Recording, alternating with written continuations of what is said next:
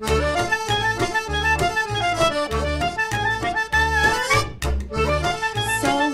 everyone and good evening. Welcome to our virtual programming of the Lawrence Family JCC, Jacobs Family Campus. This evening's event, the Transgressive Third Generation of Jewish Female Film Directors, is a product of the JLearn Arts and Ideas and the San Diego International Jewish Film Festival departments at the San Diego Center for Jewish Culture. This is the third and final lecture of the three-part lecture series on the great Jewish American female directors. I am Lauren Lidke. I am the coordinator for the JLearn department here at the J. And as always, we hope you find yourselves healthy and in good spirits as you join us here this evening. If you can believe it, we are now rolling into our fourth month of virtual programming, which is absolutely thrilling. We are also in the midst of planning an exciting season of virtual programs all across the J. So please be on the lookout for more information about that soon. And as all of us are acclimating to this new platform, we just wanted to review a few pieces of basic Zoom protocol. Everyone is muted as we begin, and if you do have your video on, as always, it is awesome to see you, but please do remember that we can all see you, so please just keep that in mind. And then there will be a question and answer section at the end of tonight's program. If you do have any questions or comments, please feel free to either use the chat function, which is available in the toolbar at the bottom of your screen, or you can raise your hand, which is a nice feature part of Zoom. If you click on the participants button in that same place at the toolbar at the bottom of your screen, it will come up with a sidebar of a few different buttons, one of which is a blue hand symbol, and that is how you can raise your hand. I would like to take this opportunity to thank all of our underwriters of the JLearn and Arts and Ideas seasons. It's truly because of their generosity that we're able to do events like this today, whether it be at our JCC or here virtually. And speaking of, we also want to take this opportunity to tell you just a little bit about the Lawrence Family JCC Financial Assistance Fund Potiker Family Foundation Matching Pledge. This is an incredibly difficult time for persons and families across the globe, and people in our very own community have not been immune to the financial strain resulting from this pandemic. So this is a financial assistance fund, the money for which will be used for our members and guests to afford memberships, programs, and services all across our JCC. Every dollar up to $100,000 is being matched by the Potiker Family Foundation. So we want to thank them for their incredible generosity. So any donation that you make counts twice, which is really phenomenal. And so the link for this fund will be provided and made available in the follow-up email after tonight's program. And if you are in any position to donate, please consider donating to our fund or also advertising it in your own circles. We are so appreciative. And now, without further ado, I do want to send it over to Dr. Lawrence Barron, who is the professor, emeritus, and former chair of the Modern Jewish History at San Diego State University, who again is presenting his third and final lecture on the Transgressive Third Generation of Jewish Female Film Directors. So without further ado, thank you so much, Dr. Barron, for being with us this evening. Thank you, Lauren. I appreciate all the work you do, and Ryan, who's been helping. It's really been a pleasure to do this, and I thank all of you who've been coming to these and attending. It's hard to believe we're in July already, and that we've been doing this for several months, and one day we will get together. We'll meet again some sunny day, but we still got a ways to go. I like that we've moved this earlier to 6 p.m., but as you know, I do sing, and so I hope if you've just eaten, this is just a trigger warning. You might want to go out because I may upset your stomach. But I have to start out with a song. Transgression, transgression, transgressions, transgression. Who's making films, screening raunchy comedy, a father transitioning, or lesbians parenting, sex that's unglamorous, and it's not amorous, streamed into the comfort of your home. Directors, directors, Jewish directors, directors, directors, women directors. So last time we talked about the second generation of American Jewish women directors. And for the most part, these were women who wanted to make mainstream movies. They settled on very traditional genre formats, usually the romantic comedy, not always, but usually the romantic comedy, and usually within a heterosexual and very traditionally gendered framework, even though they made arguments for the equality of women. They didn't change much.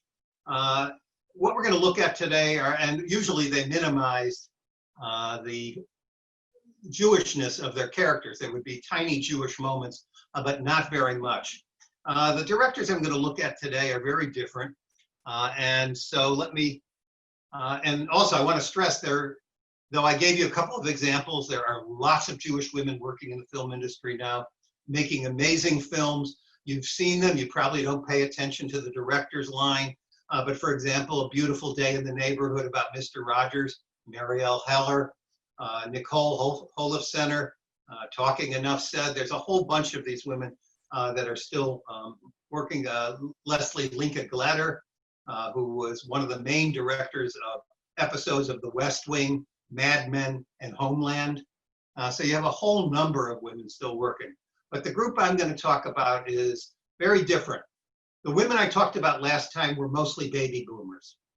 They were born, and I think that shaped their Judaism to a great extent. They were born after the Holocaust, after the creation of Israel. Like I said, they wanted to be mainstream.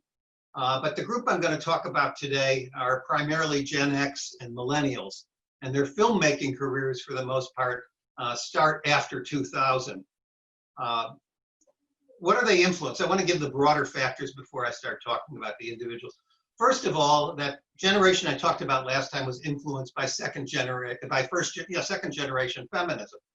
Second generation feminism is the feminism that came of age in the 1960s and 1970s, focused on voting rights, focused on economic rights, equal opportunity. Some of you, I'm sure, have watched Mrs. America on Hulu. You know that that movement was criticized for not embracing women of color as much as they should have, for not embracing lesbians. Transsexuals weren't really an issue then, but they have become so. And the third and fourth generations of feminists, and these women are raised in that generation of feminism, are more interested in issues they take for granted the gains made by the second generation feminists. And they're looking at a whole number of issues that were always in the feminist movement, but weren't the issues that were emphasized. Body shaming, very interested in body positivity.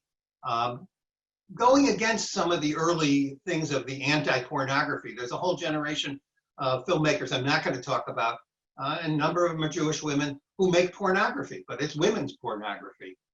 You wouldn't have seen that in the 1960s and 1970s. They're interested in issues of intersectionality, of Black Jewish issues, or what it's become more so is gay and lesbian and transgender issues. So those are issues that you're going to find in here. So that's one thing that they differ. They're also more interested, whereas nudity was often something, second generation were often accused of not being humorous enough, not having a sense of humor, of being very strict about pornography, being very strict about dressing fashionably, doing traditional women things. Third and fourth generation women, I mean, there's a whole thing, some of you may know the slut walk, fourth generation women who go around and they like dressing like prostitutes. But it's just a kind of style statement. And so those sorts of things are issues. And clearly going out of the realm of what would be respectable women rising up into respectable professions, these women are doing different things that are seen as iconoclastic. And you'll see that in this. Of course, they're mirroring social change. After all, it's hard to believe this. Massachusetts, 2004, is the first state to legalize same-sex civil unions. That's 2004. Other states followed. It's only in 2013 that DOMA, the Defense of Marriage Act, is declared unconstitutional, and only in 2015 that gay marriage is declared, or opposition to gay marriage is declared unconstitutional. The progress is even quicker on transgender. 2015, you have some transgender characters appearing in movies before this, but not sort of in mainstream television. And what changes it? A lot of people, Bruce Jenner's change, the publicity around that, and various cases since then. Transgender is an issue that becomes very important. Another issue that allows these women to make these films is you have women moving into management positions, executive positions within studios, becoming producers and often becoming the presidents or CEOs of studios. Sherry Lansing is the first in 1980, then she goes on to Paramount. Dawn Steele, 1985 in Paramount. Stacey Snider, Universal. I can keep on giving you different people, but that changes the game because Hollywood operated on the old boy network, and the old boys were the executives in the studios who made the decisions, and they often went, looked out for profits and looked out particularly to other men to run things. That begins to change, and we have statistics. I don't know how many of you know this, but if you want to go to an interesting website, go to what's called the Celluloid Ceiling. It's a San Diego State website run by the Center for the Study of Women in Television and Film, which is at San Diego State. And it does analysis and statistical analysis of the film industry every year. How many, in films, how often are women main characters or secondary characters versus males? Basically, it's about a 60-40. It's even worse than that, about 63. 37, only 1/3 of the movies, women are the main characters. And they do this for producers and cinematographers and for directors. And so things start improving, but remember where we started, only 3 women, or 2 women actually, from 1930 to 1960, and then only 17 during the 1970s. The numbers have picked up. It picks up to about 17 to 20% by 2000. It's kind of held steady and dropped a little bit. And the only area that's showing growth has been something I'm going to be talking about, television, streaming, and cable. There women have entered, and even there, they're only about 1/3 of the people behind the scenes. And just to go along with that, not only the streaming and cable and YouTube open up all sorts of possibilities for people to enter outside the Hollywood system and get something that they could show as a YouTube video that gets lots of hits, interest a studio, more often than not a cable channel or a streaming channel.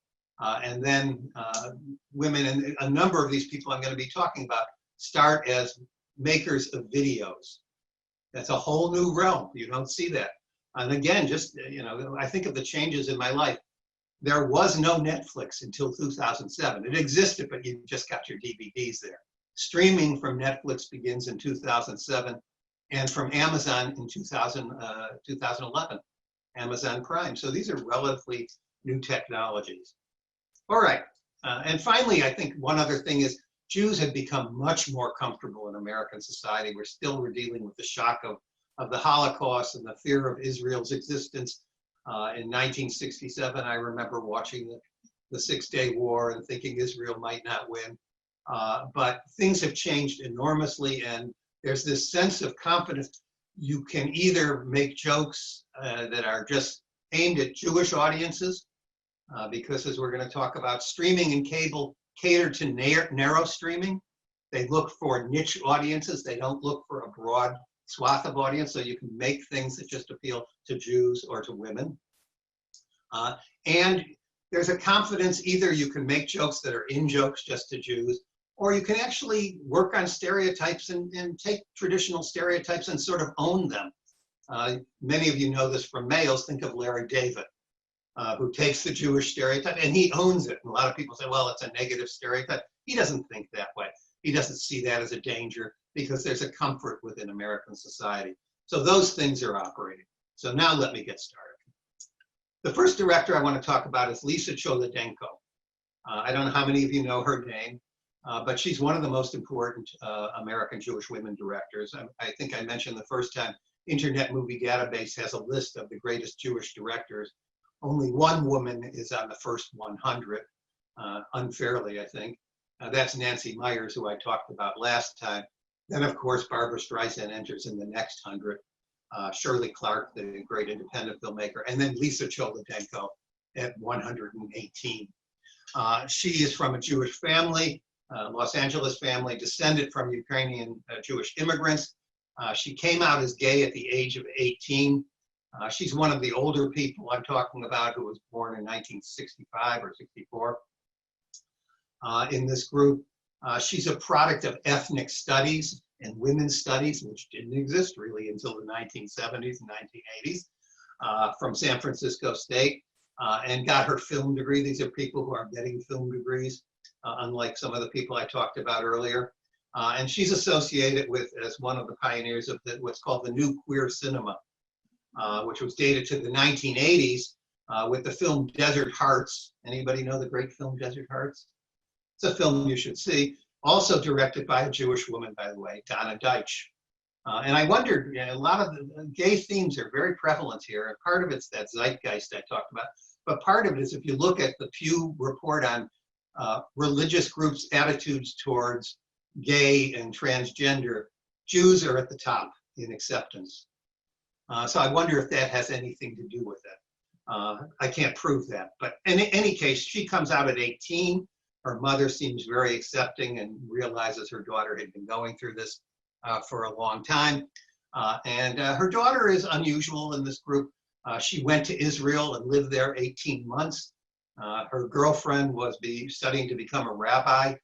She didn't eventually marry her, but she ended up being mentored by the great Czech filmmaker Milos Forman. And her first movie, High Art, I'm always looking out here. Anybody know the great film High Art? These are really interesting films. You can get it on Amazon.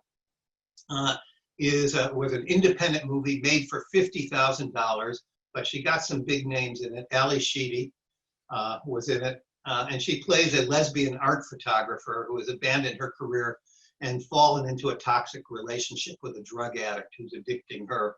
And it's about the New York art scene and about her falling in love with a young woman who wants to get her out of retirement. She went into seclusion, no longer wanting to make art photography, and also because she was taking care of this drug addict. And finally she comes out. Well, lo and behold, who is this photographer? In the film, she's called Lucy Berlin, but she's based on the famous photographer Nan Goldin, who documented gay subculture in New York in the 1970s and 1980s. And in the film, she is the daughter of a Holocaust refugee who hates that her lover, this drug addict, is German and tries to dissuade her from dating. But the movie, to everyone's surprise, started out very small, $50,000. It earned $2 million. She won the Screenwriting Award from Sundance, also the GLAAD Award, the Gay and Lesbian Alliance for Against Defamation, the National Society of Film, Best Actress for Ali Sheedy. It's a kind of a downer of a movie, but it's a well-made movie for a first movie. Her next movie was Laurel Canyon, and 2002, not the more recent one. And it's about the LA music scene, but again, we have a kind of, she takes these subjects, these are family dramas, but they're about families we've never seen. And in this family, a very uptight son, Christian Bale, is doing his residency in Los Angeles. He brings his girlfriend to live at his house, which he assumes his mother is on vacation or is not going to be there. She's, of course, there, and she's kind of a vestige of the hippies as a record producer, and she's there to produce a record by a British punk band and she's having an affair with the lead singer. And this guy, Christian Bale, is very, very uptight. The mother is played by Frances McDormand. It's a great cast. And ultimately, the mother is able to seduce the girlfriend into having a threesome with her and the rock star, while this very uptight medical student falls in love with an Israeli resident. And it's basically working out the parental relationships within this really unusual setting. And again, a movie that did really well. And the question is, who's the parent and who's the child in here? It's not really clear. But the movie she's, of course, best known as The Kids Are All Right, about a lesbian couple, Julianne Moore and Annette Bening, who are raising, they have a daughter and a son through a sperm donor. And art imitates life, because Cholodenko did get a partner and then did have a child via a sperm donor. The kids, of course, want to meet their biological father as they're getting older, and one of them's getting ready to go off to college. And they do, and his presence then exacerbates whatever tensions exist between the children and the two moms, who are beginning, the passion has gone out of their relationship, and they're at different stages of their career. And what happens is one of the moms has an affair with the sperm donor, played by Mark Ruffalo. Anyways, I want to show you a scene from this film. And this gives you a little bit of an idea of, actually it's not a scene, this is the trailer, but it gives you a sense of the issues. And what she's doing here is really interesting. This is really a normal family. And they have all the family issues of growing apart, growing at different rates, whatever. But it's done within this lesbian culture, but it's not a subculture. They're not from Mars. They're not different. That first film, High Art, that's really a subculture. This is mainstreaming lesbianism. So if we can have the clip. And as we always like to mention when we show clips here, there is a slight delay, so please just bear with us for that. But I will show the clip now.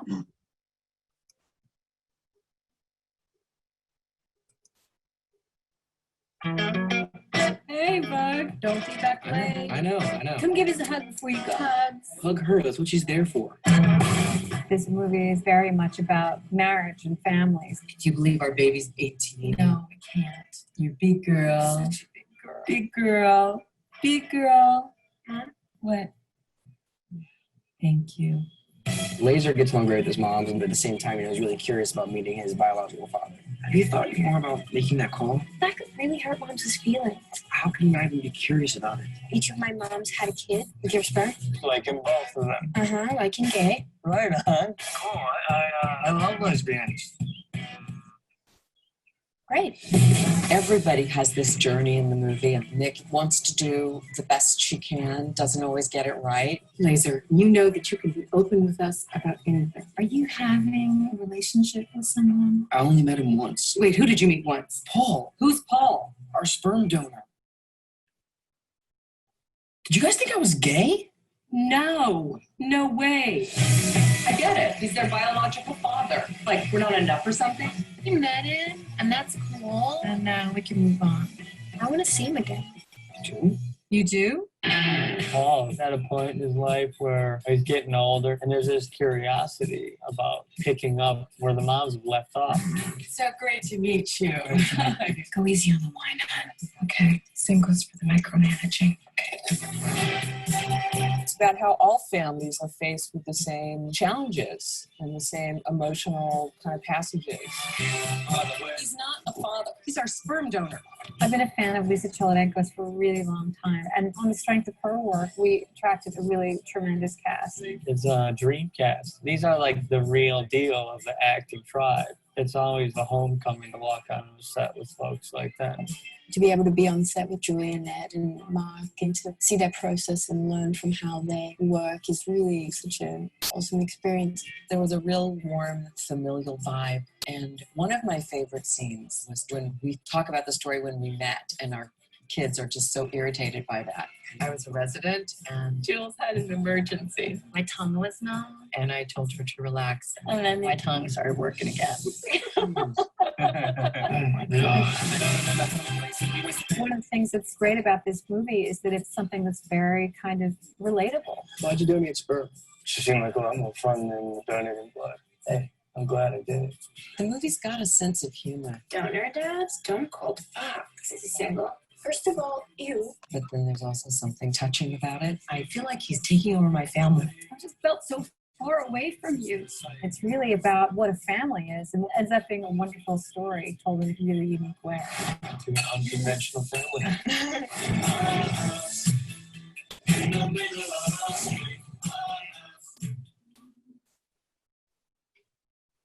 Okay, one of the things Cholodenko says, I feel really cynical about gay martyr movies. These are movies where you have to fight your parents or you face all sorts of persecution because you're gay. She also doesn't like coming out movies, which are often about persecution or fearing the parents. She says, I think we're way past having to be represented like that. You know, I challenge people, if they're going to put gay life or gay characters on screen, you need to do it in a much more complex, fresh, and worthy way. And so this movie was nominated for 4 Oscars, Best Picture, Actress, Supporting Actor, and Screenplay, 4 Golden Globes. It won Best Comedy Musical that year. $4 million budget, small compared to most films. Earned $35 million.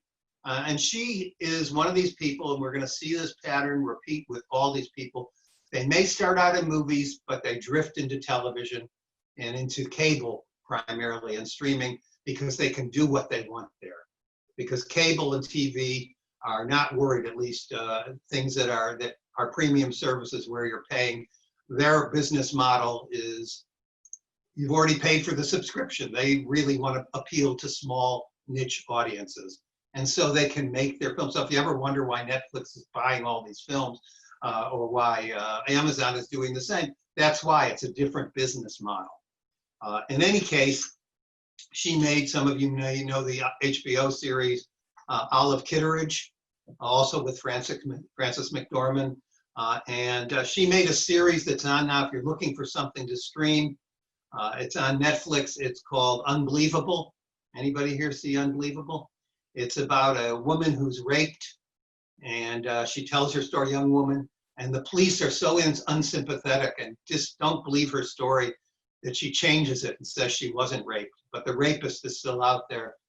Those are men police, and 2 women detectives are put on the case, and they eventually solve it. Amazing series, really great series to see. So, and she's currently filming an English remake of the German film Toni Erdmann, which was up for an Oscar for Best Foreign Film a couple of years ago, about a father-daughter relationship. A really interesting director.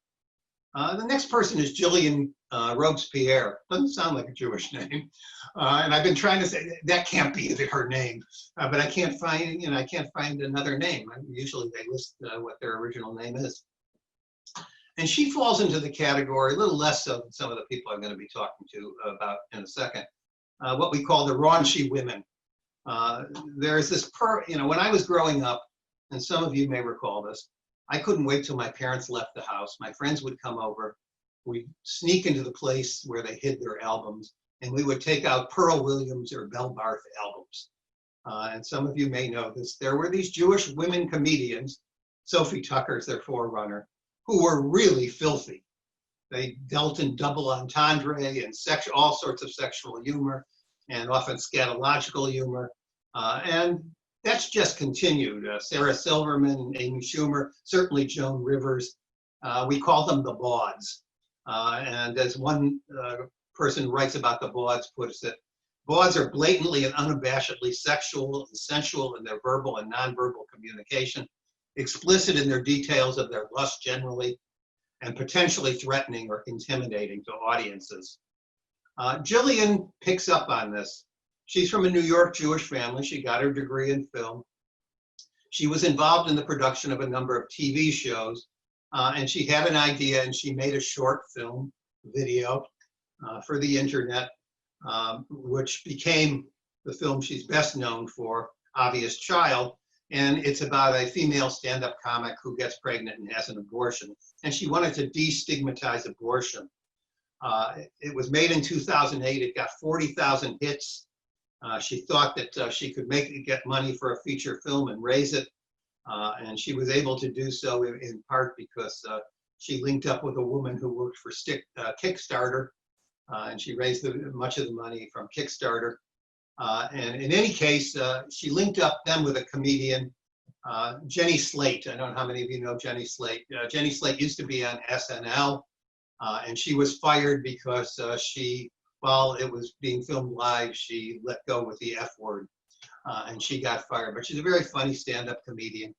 And she becomes Donna Stern, a Jewish comedian who the film opens with her doing a monologue about what her underpants look like after a day. She says, all women's underpants look like this, like they fell into a vat of cream cheese. And she just goes on from there. And her humor, and part of that humor, part of the humor is about anal sex, about farting after anal sex. I mean, she does everything that you would expect, but part of it is about being Jewish. And she starts out in the first routine, she says, who here saw my face and thought they were in a bagel shop or a synagogue? Or maybe you thought a menorah fucked Natalie and Bruglia. And she goes on and on and on. Her boyfriend unexpectedly dumps her, and her next comedy set bombs, and she gets drunk out of despair and then has sex with a stranger she picks up at the comedy club and gets pregnant. When she finds out, she wonders how she hooked up with this guy who she says is so Christian, he knows Santa personally. And she ends up deciding to get an abortion. She's the obvious child, by the way. She realizes she's not ready to have a child. And in the process of discussing this with her friends and family, a number of whom are gay, she discovers how many women, about 1/3, have had abortions. She goes to her mother. She's ashamed. It turns out her mother had an abortion. And she's never told the father, but he comes to one of her comedy routines, and this is what happens. And here to talk about car phones. I came here tonight on a very different mission, and that is to say to you that, which is to say to you that I am pregnant. Ooh. Ooh, okay, all right. Testing the waters, I dropped that one down. The second thing that I would like to say right now out loud, and I'm gonna say it out loud right now. I'm fine, everything's fine, just rolling along with this out loud right now, is that I am going to have an abortion. Okay, keep breathing. Tomorrow, which is Valentine's Day. So we'll start from there. I'm sure you're wondering how this happened. Little thing that I like to call getting banged out in the middle of the night. The heat of the night by a very nice person that I don't know very well at all. I don't know. He was a stranger, but a nice one, probably the best of all the strangers that are out there. And of course, you guys aren't strangers anymore because now you're part of my life in a big way. So I don't know if you've gleaned that maybe I'm not ready to be a mom. You're like, no shit, you are not ready to be a mom. And so I decided to get the abortion, but I really do love pregnant ladies. And there's lots of things about being a mom that seem fun, but for me, it's just like, I can't tell anyone to shut off the TV. Equaling, I can't shut off the TV. I decided to tell my mom, and I thought she was gonna like, you know, be super upset and like set me on fire and be like, you can never come back to the synagogue, which is also kind of fantasy that I'd never have to go back to the synagogue. So boring, everyone's breath is horrible there. But instead, she was like, she was very relieved And she actually ended up telling me that she herself had gotten an abortion in the 60s, which is pretty amazing because the bushes were so big then that, you know, they must have really, you know, really had to hunt for it.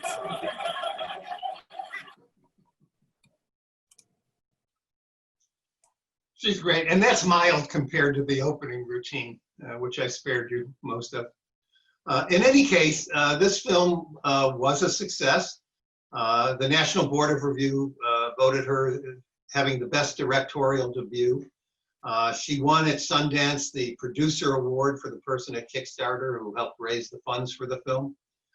And her next film was a film called Landline, which most people haven't seen, but again about a Jewish family, the Jacobs family. And she takes these traditional images of families, even with the Jewish mother, you expect the overbearing Jewish, no, her mother is not the overbearing Jewish mother in the first film, and neither in the second film. And it's the Jacobs family, and it's about two sisters, Jenny Slate again. She likes working with her. But their father and mother, the father is John Turturro, and the mother is Edie Falco, have been married for 20 years. Their marriage has run out of passion. The daughters find out that the father's having an affair, and they basically try to track him down and get him to confess it, and it leads to the divorce of their family. And this in part is based on, again, on Robespierre's own experiences in her family, but it strengthens her relationship with her father and mother, and with her sister in the end. But one of the things she emphasizes, and this runs throughout, is we see a lot of sex in this film, but only the youngest sister, who's kind of wild, is having good sex. The main character, Jenny Slate's character, is engaged but is having terrible sex and really feels like she's being, sort of forced into this marriage, and she eventually doesn't go through with it. And Edie and John have a sex scene where this is what she describes it. She says, they have an orgasm, but it's really bittersweet. And that's how it comes off. And so one of the things she focuses on, she says, is I don't make comedies anymore. I make dramedies. And I want people to see, be able to laugh in these really difficult situations. And she remembers once when her grandfather died, and they were supposed to play taps. He had been in the army, but they didn't have a trumpeter, so they did it with a boom box. And she broke out laughing at the funeral that they were using a boom box. And then she went out with her family to a diner, I guess in New Jersey. Says in New Jersey, Jewish families after funerals often go to diners to have tuna melts. I don't know if that's true. And she says, we all started laughing. This is what Jewish families do. We saw the humor, even in the worst moments. And that's what her movies are about. And she also has gone over to TV and has been, by the way, that film was nominated for a grand jury award at Sundance. And she since has gone over to TV, and a series that was on last year that didn't get a lot of buzz, but it's really an interesting series if you want to, again, looking for something to stream, is Mrs. Fletcher. And she directed most of the episodes of Mrs. Fletcher, which is with Catherine Hahn, who appears in lots of these films. I'm talking about these directors. And it's about a divorced empty nest wife who starts experimenting with various types of sexuality. We're seeing themes emerge here, including lesbianism and masturbating to pornography and trying to do sadomasochism alone by hitting herself in the butt. But it's a series, again, which has very serious moments, but very funny moments as well. The next woman is someone I don't think I have to introduce much, is Lena Dunham. Lena Dunham's father is not Jewish, but her mother is.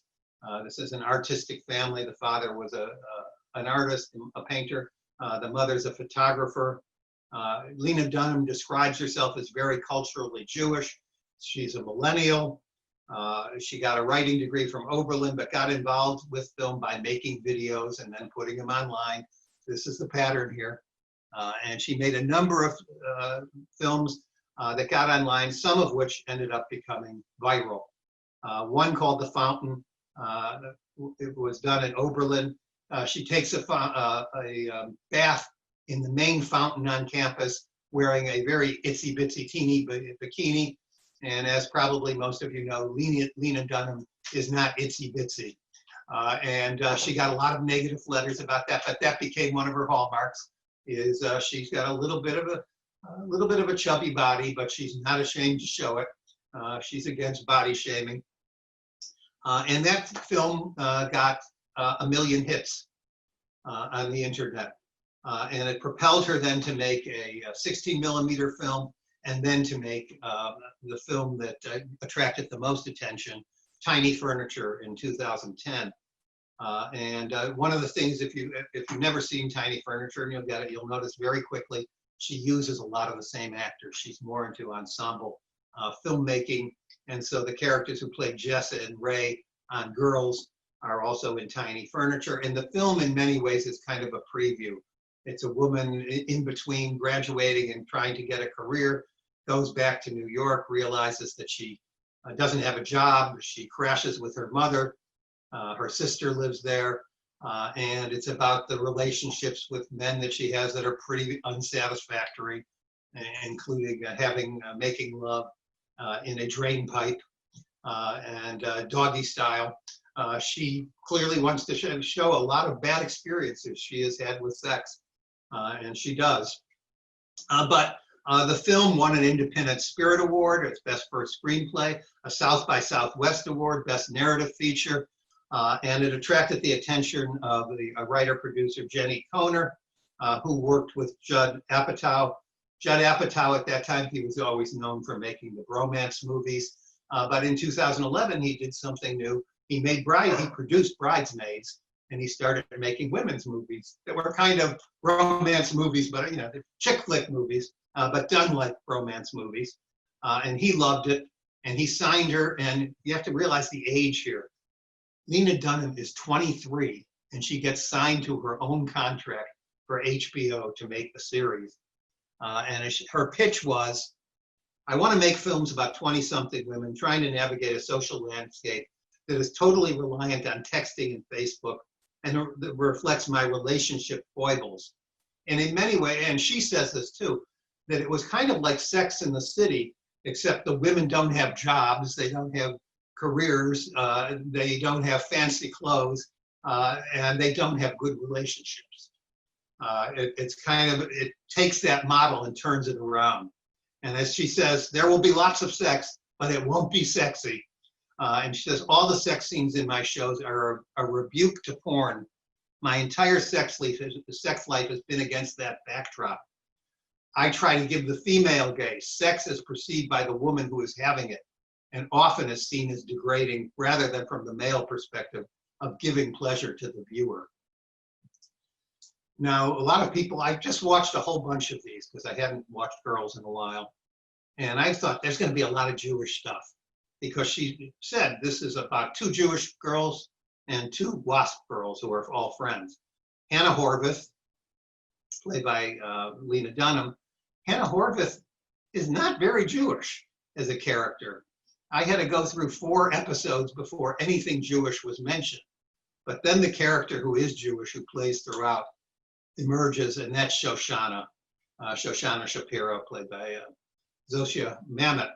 And Shoshana, a lot of people didn't like this. And in fact, initially she was pictured by Dunham as a Jap in velour sweats. And she's kind of a woman who doesn't have her own personality. She lives off the personalities of her friends. Very materialistic. She's labeled by Ray as a Jap in the 6th episode. And she's not a positive character.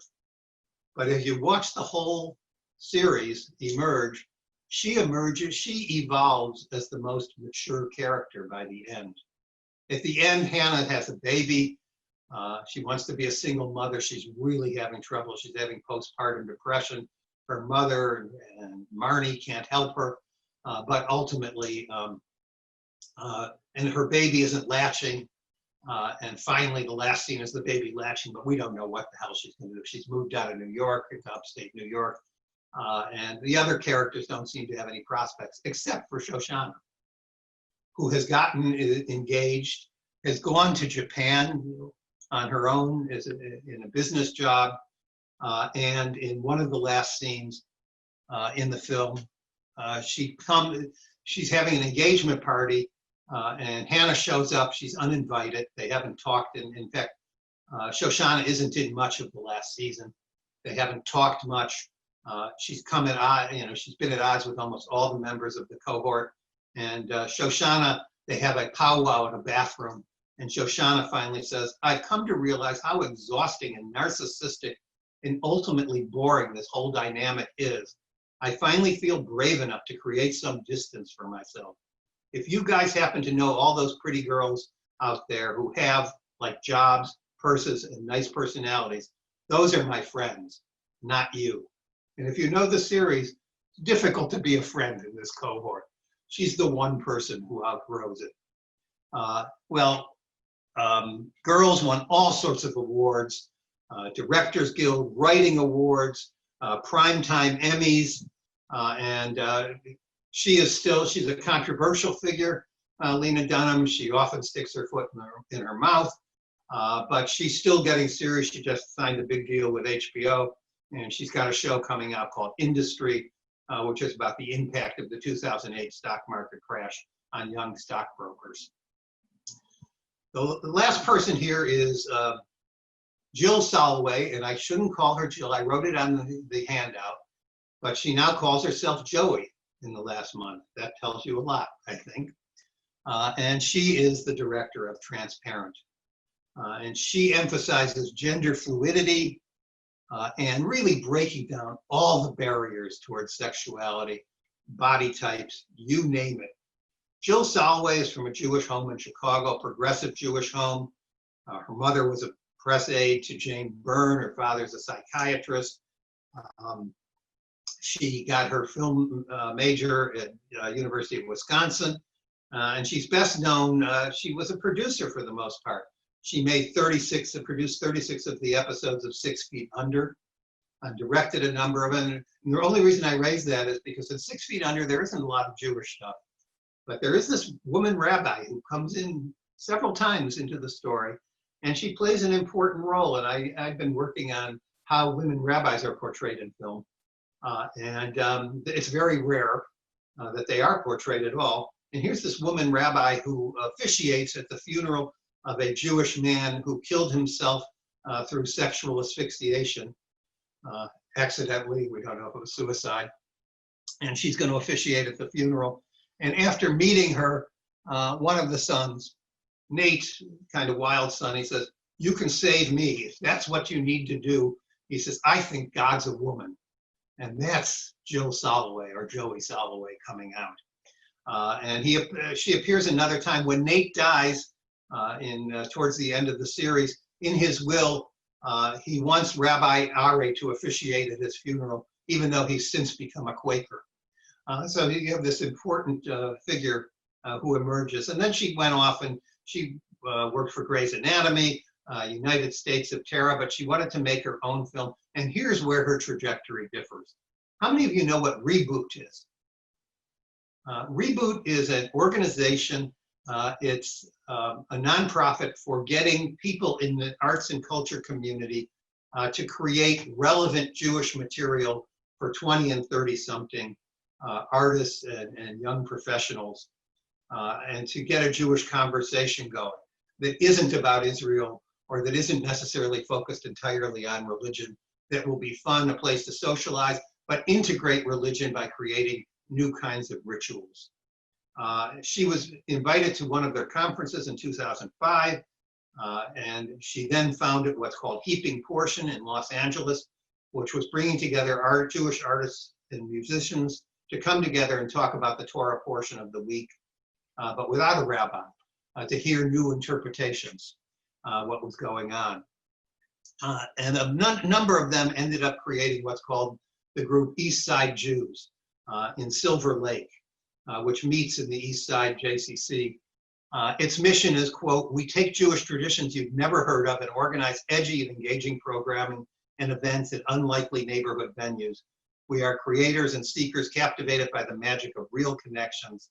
Our mission is to create mindful and meaningful spaces and activities for young adults to interact and explore their Jewish heritage. We value community over convention. If you're looking for a temple, you probably shouldn't come to us. This has been a success, and this becomes kind of a theme in her movies and in her television show. She describes it as saying, we're play acting our own do-it-yourself synagogue, but without walls, without the wall where everybody like donates money and they have their name up in gold. You know that feeling in the synagogue where people walk in and they feel, I don't belong, I haven't donated enough money. I don't know what page we're on in the prayer book. I don't know if I should be sitting or standing. That's the feeling many young Jews have in temple, and I think it keeps a lot of them away. And so this immersion becomes part of her movies. She makes her first film, her own film, Afternoon Delight, 2013. It won the Director's Award at Sundance. And it is about two women, very different women. Catherine Hahn, who appears again, who plays a Jewish suburban wife who is unhappy in her marriage with the lackluster sex life she's having with her husband. But much of the movie takes place at the JCC in Silver Lake because that's where her friends go, and they basically organize fundraisers. She has one friend who's really religious. She calls her Kosher Amanda, but she's making fun of her. She doesn't think you have to be that religious to just congregate and meet your friends there. But since her husband is not giving her what she needs, she thinks the marriage needs something. And they go out to a strip club with their husbands, someone suggested, and she meets a stripper who also turns out to be a prostitute, and she witnesses her being thrown out of her apartment. And so she brings her into the home, even though they have a young son, thinking maybe this will get her husband going. And what it does, it's a disaster, of course. It ultimately alienates her friends from her, and it alienates her husband, because this woman, when she realizes her friends, the stripper realizes the friends are snubbing her because they don't like their friend hanging out with someone like that. She talks to one of the women, and she yells at them and says, you have to be religious, you have to keep kosher. And the woman says, I don't keep kosher. I don't know why you think that. All I do is I try to add a little Jewishness in my life. I light candles on Shabbat. It sticks. And so here's a scene where she tries to go back and reconcile with her husband who has left her. And look at how this scene evolves.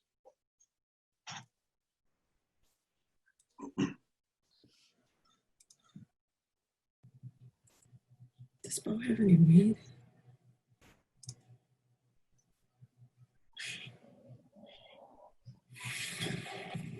Oh.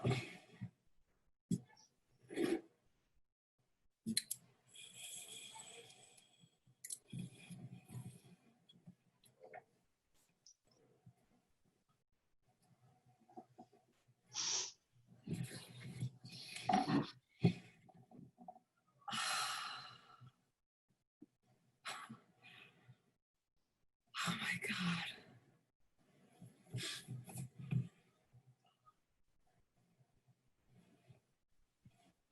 Reach in my head, I couldn't put this one on you.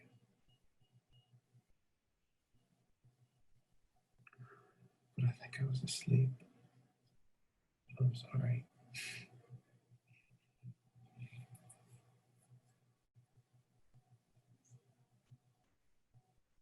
What day is it? Nice. We should light candles.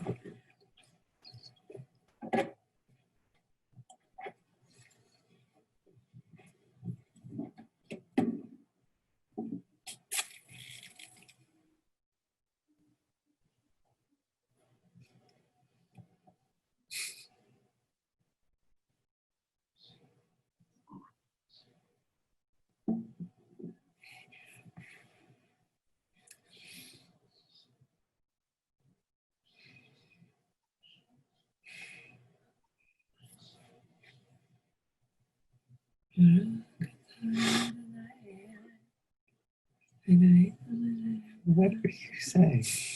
You have no idea what you're saying, do you? You're supposed to cover your eyes. That I know. Both of us? Mm-hmm.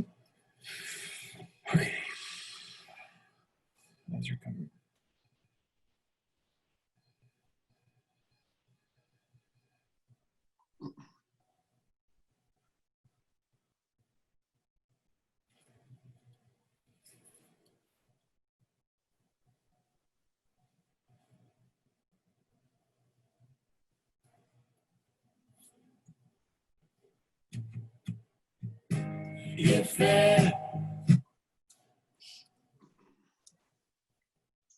They reconnect and they end up having good sex. So I guess maybe you should light candles every Friday night.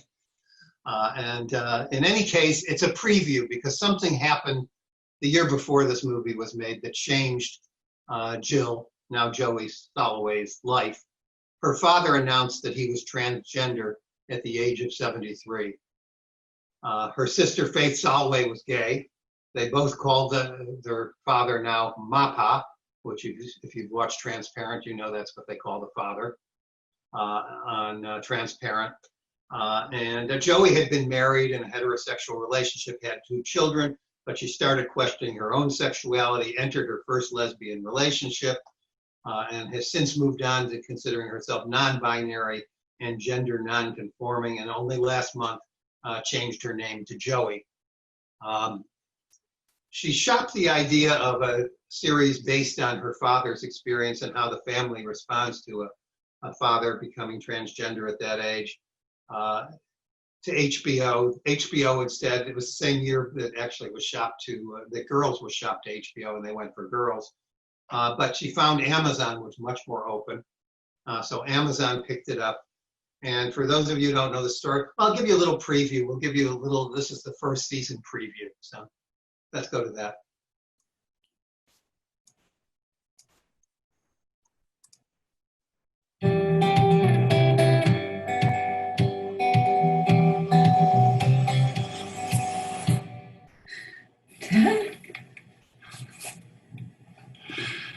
So I have something to tell you. Oh my God.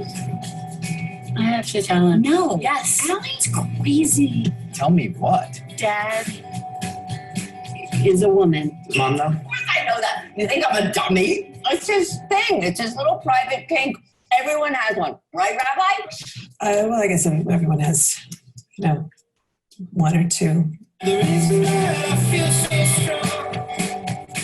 have 3 kids. I can't live without my kids. Sarah's my oldest. I was thinking about inviting Tammy and Grace over for a play date. Does Lena think you spent your entire college years of lesbian it up together? I like lesbians. There's Joshy. He's my very successful son. But always the giver to girlfriend. Where are you going? Let's just hang out. You really don't want to be alone, do you? Then there's Allie. Did you get a job yet? Workout.com. That's our thing. That's right. She just doesn't seem to be able to land. People live secret lives. And people live very lonely lives. Life is complicated. Makes sense to me. You look like you're underwater, Uncle Joshy. We're both underwater. Yeah. This whole house is under the ocean.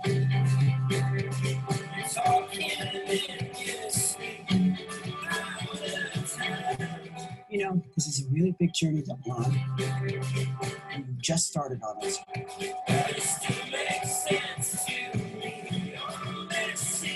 Just help me out here. Are you saying that you're going to start dressing up like a lady all the time? No, honey, all my life. My whole life I've been dressing up like a man. This is me.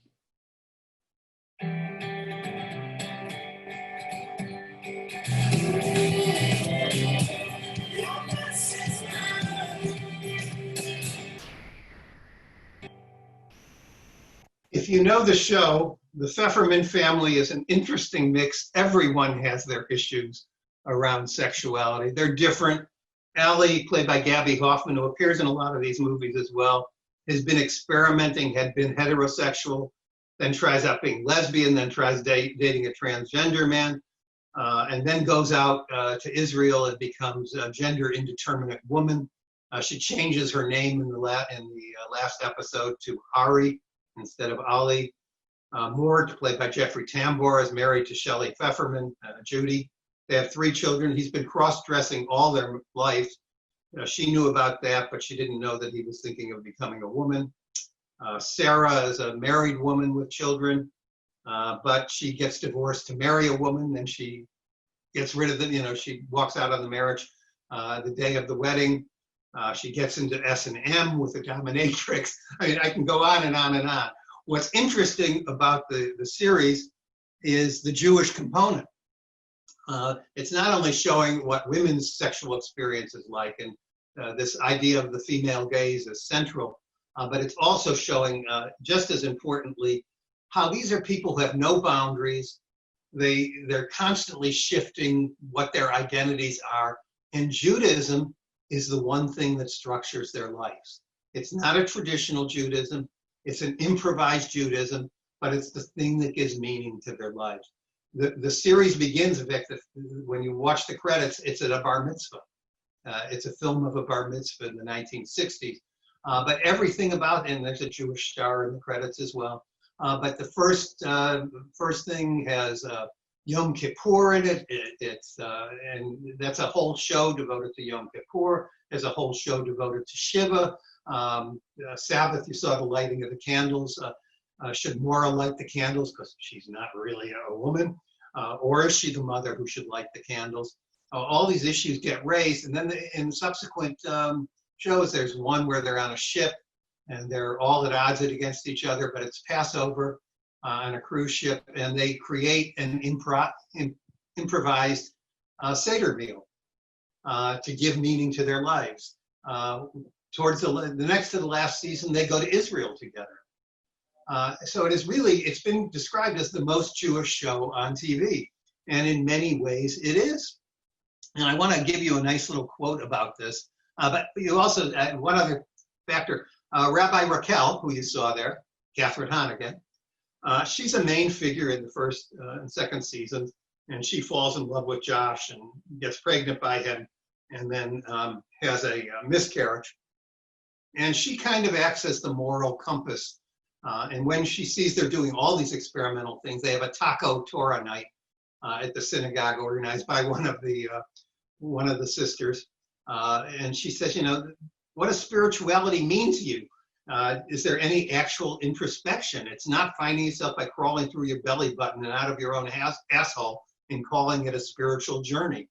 And she emerges in the last episode as well, running a Jewish school for young women who are going to, and she's training them for Rosh Chodesh for their first menses. It's all these sorts of things that are really new rituals that she's developing. There's also a whole story that connects with the Holocaust, but I won't go into that. Let me just give you a nice summary, though, that I found. It says, Jewishness is the border and the crossing of the border. It is maintaining strict cultural, dietary, legal, and religious boundaries while crossing the boundaries of nations as a transnational people. But what happens to Jewishness as those boundaries dissolve, as we become secular, as we forget the law and God? Without boundaries, what do we have, and how do we know it's ours? The contrast between the possibilities of borderlessness and the feeling of loss that accompanies it are transparent, true subjects.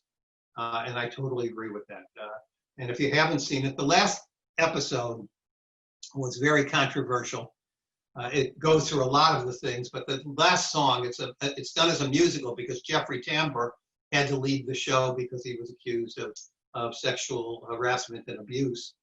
And they couldn't replace him. And so they made one final episode, which is a musical. And the last number is called Joyacost. And a lot of people didn't like it. It's about why American Jews need to have, their identity can't be based on the Holocaust, or can't be based on that Israel is in dire need. It has to be based on something more positive. And it ends with, we need a Joyacost for all the lives we've lost. There's pain in all of us. It has been quite a cost. 6 million is no joke. We win for losing folk. Need acceleration of our souls from this extermination Super Bowl. A lot of people didn't like that, but I should mention some very prominent Jewish scholars have been talking about this a long time. I think of Eugene Borowitz, who said Judaism has to be more than being an anti-Semite. No way, it's a bold vision. I was going to give you a little from Broad City, But I think I'm going to stop here just saying there's a bunch of our Broad City is one of these. Ilana Glazer and Abby. There's a whole number of others I haven't talked about. Amy Schumer certainly falls into this category. Crazy Ex-Girlfriend, not so much Rachel Bloom, but her director, Alina Brosh McKenna. Amy Sherman Palladina, The Marvelous Mrs. Maisel. We have a whole bunch of these shows that are doing very similar things. And when asked, Amy Sherman Palladino was asked, why do you think your shows are different than the way Jews have been portrayed on television for the most part? And she says, well, I'll tell you why. She says, every once in a while, the male directors mention Hanukkah or use a Yiddish word. But other than that, their characters could be Episcopalians. So we're trying to lean heavily into Jewish practices. We want to show it, celebrate it, and laugh about it. Thank you. Thank you so much, Dr. Barron. That was awesome, and we are so appreciative of not just today's lecture, but what you have given us for the past 2 lectures as part of this series. It's just been phenomenal. So thank you so much. And I'm gonna give you a virtual clap for all of your time and expertise. Yes, an elbow, a virtual elbow. So now we do have a few minutes to open up the floor to any questions from the audience. Please feel free, as I talked about at the beginning of the program, there are a couple ways that we can do that. You can either include your comment or question down in the chat feature, which again is available in the toolbar at the bottom of your screen, which I will then pose to Dr. Barron. Or you also have the option to raise your hand and I can unmute you. So we will give people a couple minutes if you're formulating your question. Yeah.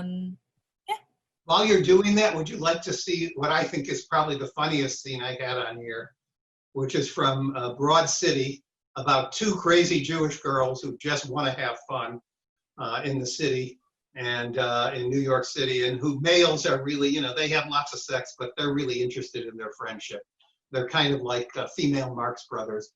And this is a scene where, I don't know how many of you know what pegging is, but pegging is when women buy a strap-on dildo or penis and pleasure men through anal sex, massaging their prostate. And the one character here is much more reserved than Ilana, and but Ilana has persuaded her to peg, and Ilana doesn't know that she's pegged with her boyfriend, but it's at the Shiva for her aunt, and this is the conversation that occurs. So anyways, questions? So we did have one question in the comments. Do you know how the decision to choose a non-transgender lead role in Transparent, how that decision was made? Yeah, it caused a lot of problems. You have to remember, she's not transgender when she's making this. She's beginning to, she just had her first lesbian relationship, Joey Soloway. And she just met Jeffrey Tambor, and she thought it would be better to have a man who has been a man and then experience what it's like to be a woman, rather than someone who was already transgender. She took a lot of flack for it and was criticized by a lot of transgender groups. And her second season, there are far more, I mean, the cast almost becomes half transgender writers. She created a really sort of multicultural, diverse, intersectional writing crew and production crew, and was very committed to that. But she just thought Jeffrey Tambor was just so perfect for the role. Thank you so much.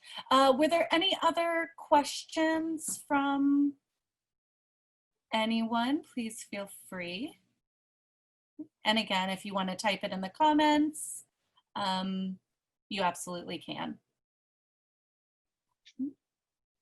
And then also, if you do have any other questions after the program has ended, I can absolutely send those to Dr. Barron, and they can, of course, if anything comes to you once we've concluded, and hopefully he can answer those at a different time.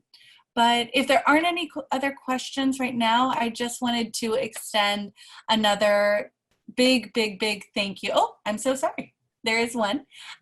Somebody asked, are there any new Jewish directors, and maybe specifically Jewish female directors, to look out for right now?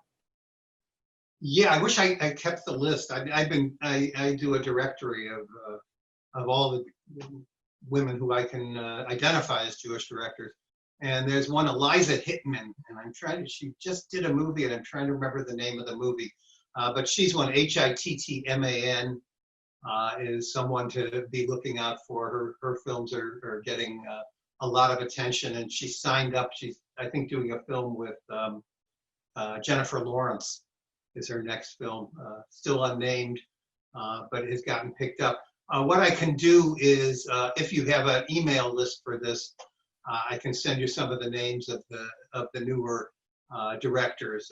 One of the people you saw in there, Carrie Brownstein, has started making films. She's on Portlandia. She's also appeared in the Transparent clip, and also a trans woman.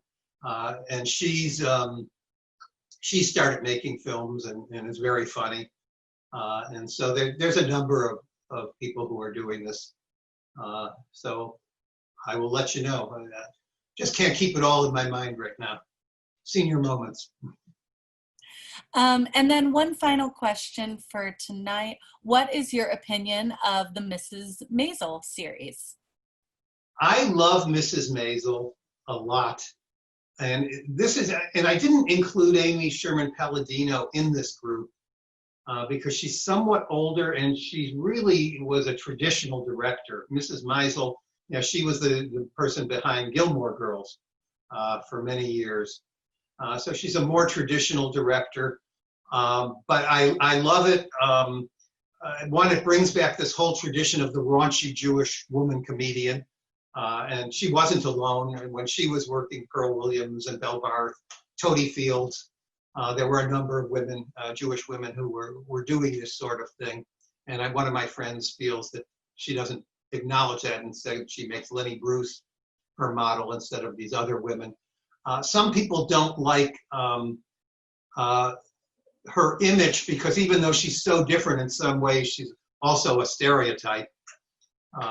In terms of the clothing and the material things, but I think it's terrific.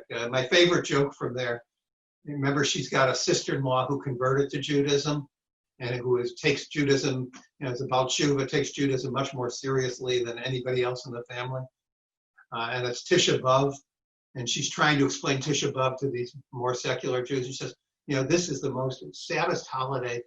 The most terrible thing happened. It's the worst thing that ever happened to the Jews. And Mrs. Maisel says, but it had a lot of competition. So I'll end with that. I think it's a great line.